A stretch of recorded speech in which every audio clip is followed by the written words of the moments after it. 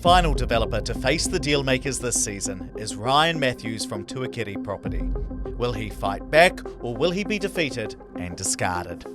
Ryan, welcome along to the deal. Thanks, Ed. Tell me, how fast is the blood pumping right now? Yeah, the blood's getting there. It's definitely getting up there. Yeah, and why is that? Oh, it's a big moment, you know. It's important that we deliver our message about our project to everybody. And what makes it such a big moment for you right now? Oh, you know, we're really proud of what we're doing, and it's really great to be able to get it out to a wider audience. You know, we've been working hard for a number of years, and we think we've got a fantastic product. Yeah, okay, well, good luck, Ryan. Let's see if you can do a deal. Thank you so much. What does Ryan get if he makes a deal today? Developers are struggling, and Opus Partners stands out as one of the few companies investors trust when buying new builds. If Ryan gets a yes from 2 out of 3 deal makers, he'll become an Opus recommended developer. Hello, deal makers. My name is Ryan Matthews, and I'm the Managing Director of Tuakiri Property. And today I'm going to be presenting 504-506 Glenfield Road. But before I start, I just wanted to present a bit of a gift that we have. With that, I probably need to get them ready.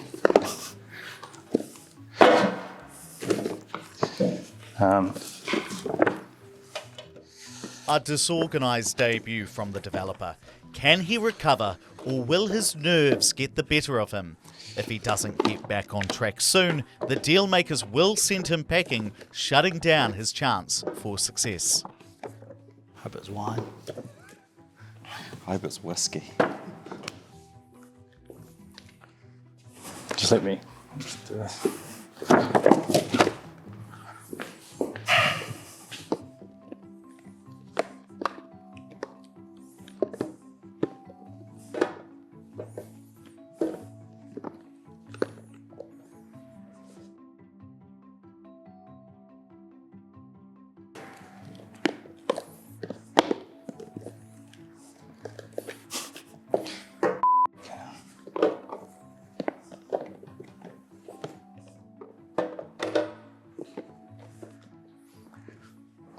We think our properties will be such a great fit. We've got your pair of socks, which we equally will think will be a great fit. Ladies first. Thank you. You're on. Thank you. Thank you. Put these in the gift register, please. So we're presenting to you today 504-506 Glenfield Road.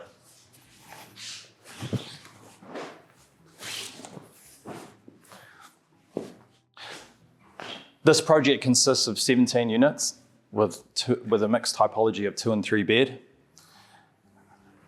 in the beautiful central suburb of Glenfield on the North Shore.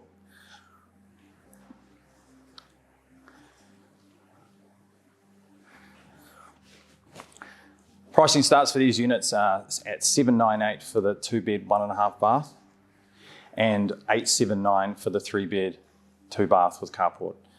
All the 2 bedrooms have off-street parking. Tuakiri Property is a young development company from Auckland. We've been trading now for 4 years. We've predominantly been doing our projects on the North Shore of Auckland.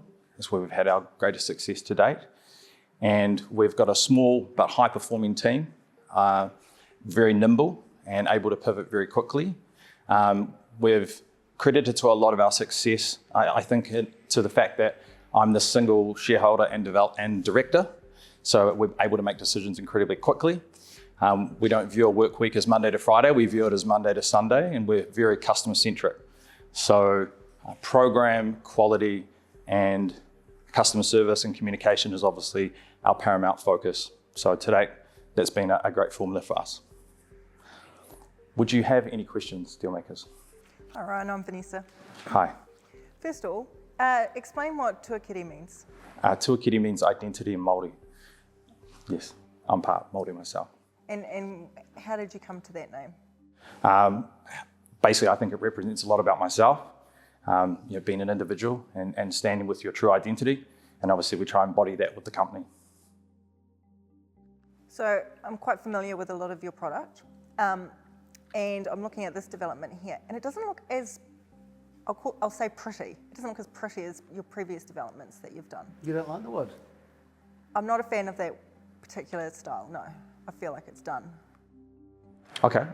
Yeah, obviously it's a bigger project. We've got different limitations to work with. Our single unit sites or single sites, we're able to, I guess, have a little bit more flexibility perhaps. Obviously we've got, in this project, we're trying to, get as many units as possible to provide as much affordability, I suppose. And we're liking to maintain some feature timber. That's why we've gone with the hardwood. We like to, I guess, try and have something that's a little bit more tasteful, opposed to some of the quite common cladding systems that you might see. So when you say less common in terms of cladding, does that mean it's going to be harder to replace if something gets damaged? No, it's readily available in New Zealand, yes. And what's the maintenance like on something like this? It's definitely a lower maintenance. It's a modified hardwood, so it's got far higher durability, and the maintenance is less than cedar. So we really like the look of cedar, and we've used that a lot in the past, but obviously it's a higher maintenance for investors and first-time buyers alike. Obviously they don't want to maintain that. It's harder, if you've got one unit, someone's maintaining it and another's not. Obviously that can, sometimes stand out. So the product itself is a lot lower maintenance with a single stain, and over time it can weather off. And how often would you expect to restain that? Every 2 years. And what would that cost? It's a single coat, and that would cost, I think, for a unit depends on the unit type itself, but I think that would be $1,500 to $1,800. $1,500 to $1,800, yes. So $750 a year for maintaining that? Yes. Seems quite high. It does.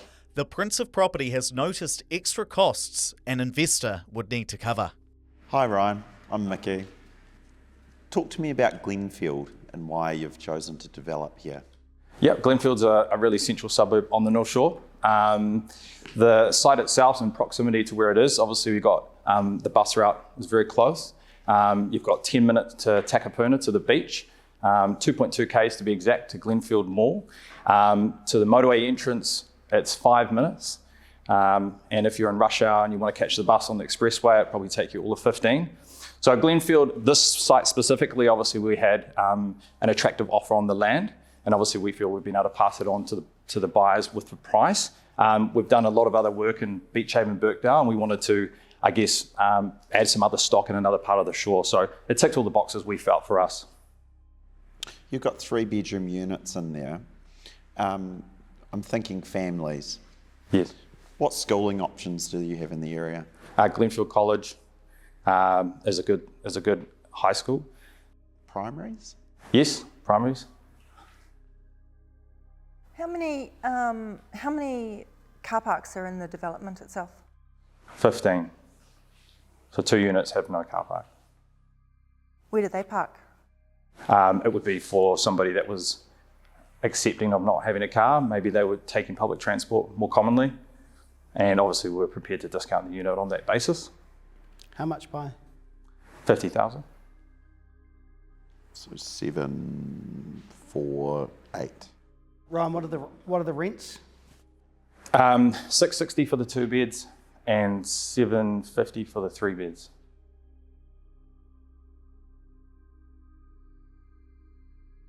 Ryan, you said you've got a small team, so you're able to pivot. What was your last pivot? That's a good question.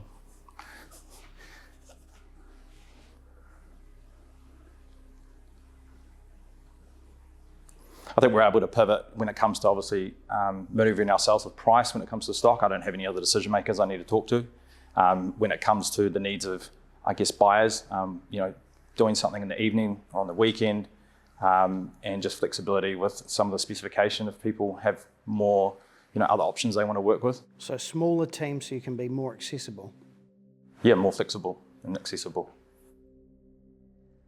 I'm just going to ask a question about your accessibility. I had a look on Companies Office, and you've been or are involved in a number of different companies, such as a supplements company, is that correct? Yes, no longer, but yes, I scaled and grew with my sister, a company called Dose & Co. And pools company? Yeah, that's right. Yeah, we manufacture concrete swimming pools for quite some time. And Planet X? Oh, that very long time ago, yeah. It was a small startup we had that was over 15 years ago, I believe. So my concern is Yeah. that this is going to be, you're going to maybe move on to something else. Yeah, no, this is definitely my focus. Yeah, it's definitely my focus and has been for some time. I've actually, as of recent, sold my shares in the pool business and also divesting my shares in the other business. Dose & Co, of course, I have divested as well. So yeah, this is very much my focus, full time, and will be for the foreseeable future. How many other projects at one time? At any one time, probably it's our peak at the moment. We've got 5 projects under construction. And what was it last year? It was 3. And the year before? It was 2. It's big growth in a downward market. We don't think so. We think the sites are quite small. We've obviously expanded our team since the early days. It was just myself and one other. I thought you had a small team. Still have a small team, but it's bigger than it was. Well, how many was it when you did 2? It was myself, effectively, yes. Obviously, I've been in the industry for 20 years, and a lot of these aspects of the development are not unfamiliar to me. When you say you've been in the industry, because you've been in other industries as well, what does it mean? What does that mean? As a builder, as a... Sure. So obviously I left school very young and I started working for a family member and was on site delivering plasterboard, so jib, you call it. Did that for a number of years until I moved on to doing the sales side. And obviously that's where I got, my better understanding of some of the other trades. And then I started a contracting business where we did interior lighting and decorating. And I've been in that industry, or been in that business itself for over 15 years. So very familiar with contractors, really familiar with builders, building sites, the process. I'm very often on site with my gumboots on, managing guys if necessary. So the entire end-to-end process is incredibly familiar. I've done other developments when I was younger, smaller projects, of course, but I've done other projects myself.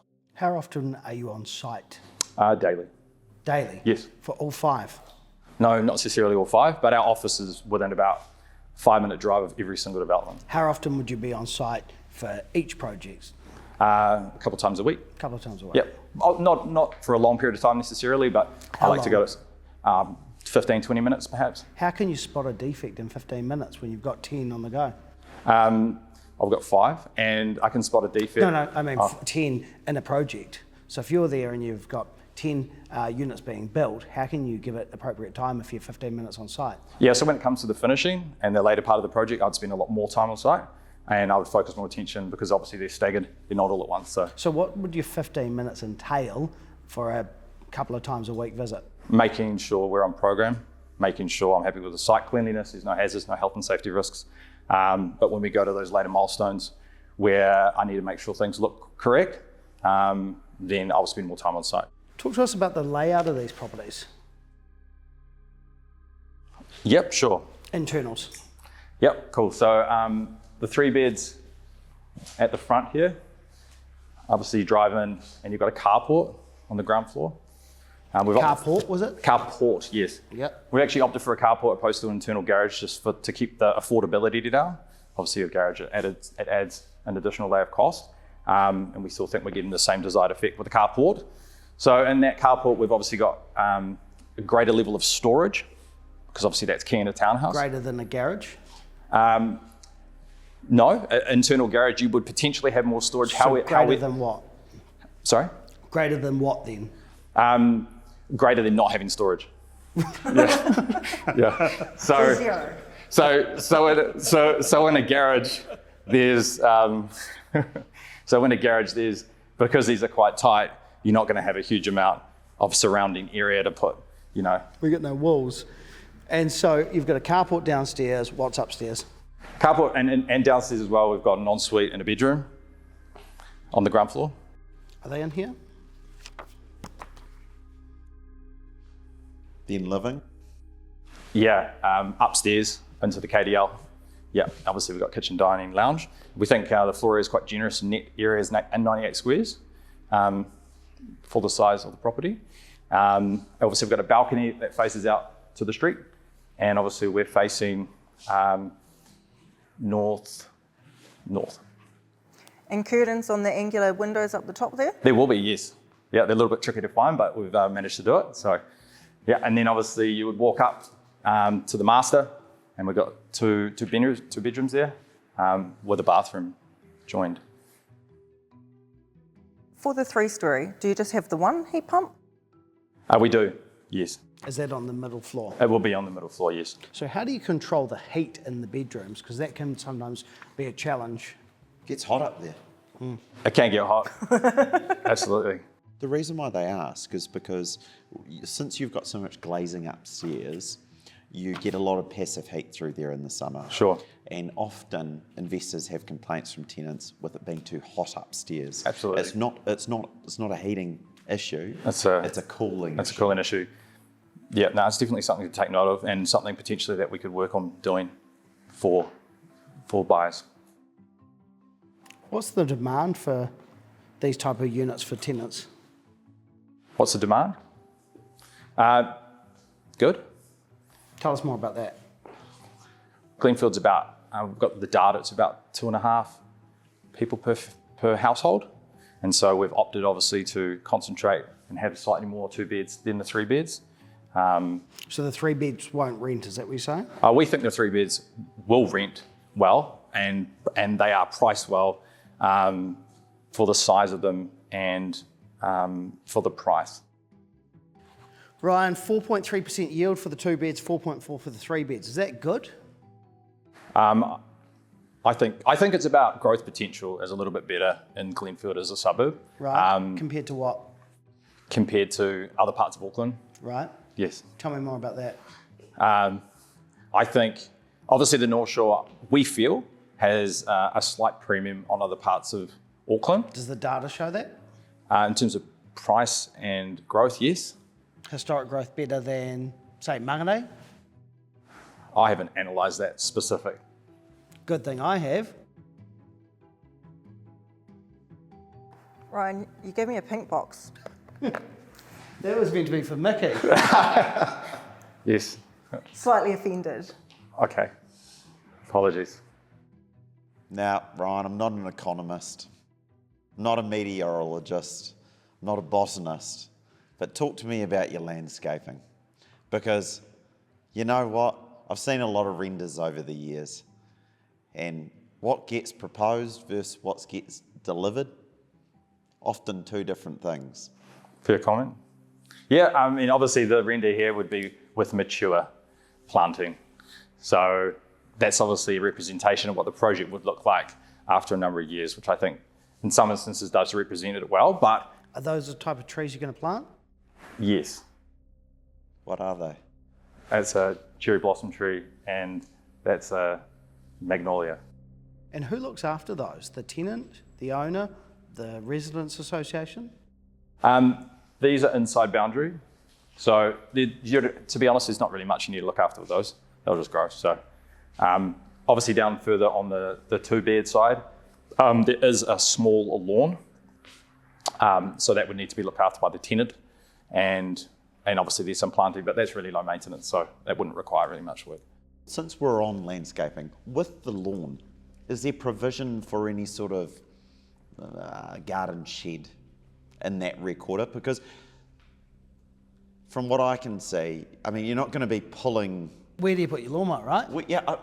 Are we going to pull it from your car park through your house to get to your lawn?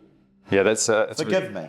Yeah, for sure. It's a good question, Mickey, and one which we probably need to look further into. A small shed or something that could keep some things that need to be outdoor, perhaps the barbecue and the lawnmower could be put in as a provision. Do you stain the decks? No, they just weather off. Yep. So then there's no maintenance, and it's obviously the timber itself is able to stay out in the elements like that. Sounds like your next business needs to be a staining business. $750 a house every year. Would you consider putting in artificial turf instead of traditional grass? Yeah, I mean, I'm in 2 minds. Some people don't like it and some people do. So, and then when you give people the option, obviously then, they want everything else to become an option as well. So it is, if we had enough interest in it and the buyers insisted on it, then absolutely we would do that. I personally would suggest it. We get a lot of feedback through the No, back. I like grass and something like this. Do you? Yeah. No, I'm team turf. Your team too? Team turf. Oh my God. Looks good all year round. You're not Does mowing. it? Do anything. I don't know. I've never seen you mow a lawn in your life, Andrew. Someone does it. So you would look at changing it if people wanted that. Absolutely. But everyone would have to want it because you don't want Mickey and Vanessa with the turf and then my nice lawn in the middle. With your lawnmower going through the house. with your lawnmower going through your house. What's a lawnmower? Oh, Steve. Ryan, you've been made bankrupt? Yes. It doesn't look good. Oh no, I think it was, respectfully, probably the best thing that happened to me, and I think other people in that same instance could say the same thing. So I think if you want to learn something about growth and adversity, then you go through that experience. So it's not something I'm ashamed of at all. I think it's made me a far better businessman, and that's the way I run my business accordingly. Tell us about that journey. It was tough. It was after the GFC. I started my first business in 2010, and about halfway through that, it was 5 to 6 years, and halfway through that, we just had people just not paying, just disappearing, significant sums of money. So I was able to keep trading for a lot longer than others, perhaps, just through pure perseverance and not wanting to fail. But in hindsight, it might have been easier to maybe navigate that earlier on. But yeah, it was tough. Yeah. But something I do not regret. And if I could turn back the clock, I probably wouldn't have it any other way, because it's made me, a better businessman. You got to know the numbers and you got to be sharp. So if you're naive and go, oh, this is really cool and I can just build all these houses and make all this money, and nothing's that simple. So, I feel like I'm a bit more astute for it. So, yeah. What would you have done differently back in 2010? I think I was just too trusting of people. Yeah, thinking that people pay their bills. I think the issue for me was I wasn't a main contractor. I was an unsecured creditor, being a contractor, and the Construction Contracts Act's pretty hard to enforce sometimes. And if people don't have money, you can't get blood out of a stone, So, I took a hiding really, but I think I handled it well, considering. Yeah. And what do you do now to make sure you're not put in that position? To be fair, I like to minimise my downside. So I think the biggest issue for a developer is that they have either settlement risk, so they don't have property sold, and they've got a huge amount of debt, and it's just eating its head off. So for me, rule of thumb in the earlier days, it's like we wanted to get about a 90% pre-sale threshold. Obviously now we've got more capital that we can put in, so that threshold's come down. How wide's the driveway going in? How does it work? No. How wide? Vanessa, you know how to use a driveway, don't you? How wide is the driveway? That is 3 meters. Does a fire engine fit down there? It's a good question. It's obviously traffic planning and resource consent obviously signs off the access way, and we obviously need to get a rubbish truck in. So on that basis, yes. How does the fire engine get to the back house? They just have to drag their hoses down here. On the other side? Yeah, jump the fence.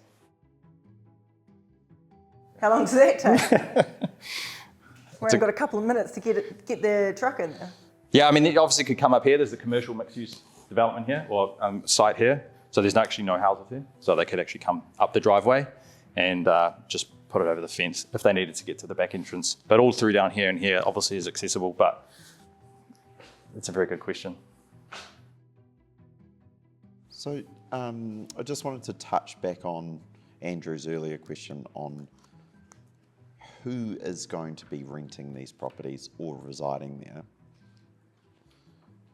Talk to us more about that in depth in terms of your target market for occupiers. Yeah, so young families and professional couples is what we understand would be the target market for the area. I hear rave reviews of Manuka Street School. Right, yes, well that's very close. So yeah, walking distance.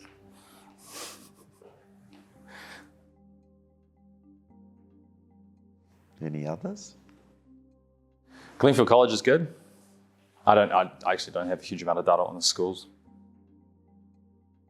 I just think it's really important that we know if we've got young families, what's the number one requirement for young families? Good schools.